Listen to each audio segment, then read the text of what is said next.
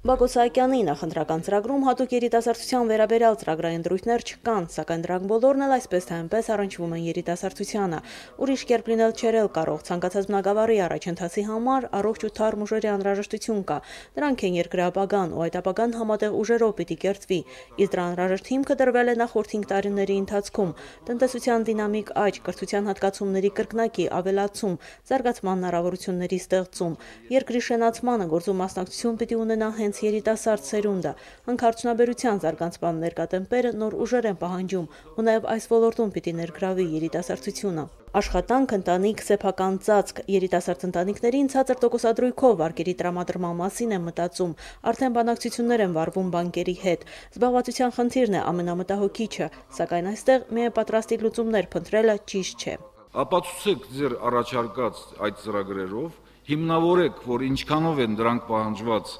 մեր երկրին, մենք էլ մեր քաղաքականության շրջանակներում համակերպվենք ձեր հիմնավորումներին եւ ուղղենք ոչ թե 1 միլիարդ 600 միլիոն,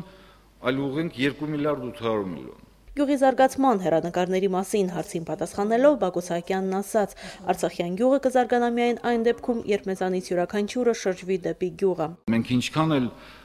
գերմանական արտադրանքի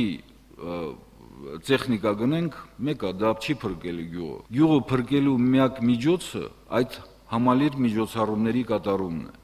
Եվ մենք հակված ենք այդ աշխատանքները կատարելու։ Արտաքին քաղաքականության վերաբերյալ թեկնածուներից մեկի հավակնոտ ծրագրերի մասին ուսանողի մեջբերմանն ի պատասխան Բակոս Սահակյանն ասաց. Եթե մենք սկսում ենք ճակատագրական հիմնախնդիրների շուրջ